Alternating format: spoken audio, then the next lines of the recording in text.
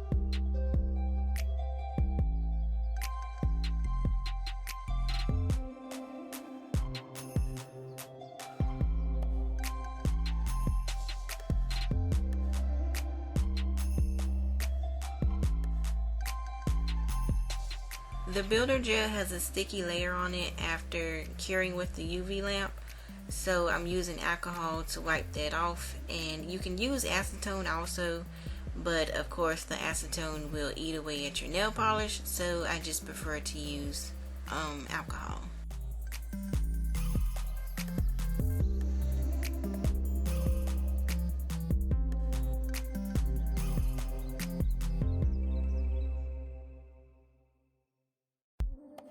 So that is it for this manicure. Something quick and easy because this was a last minute idea. Speaking of, I had another last minute idea.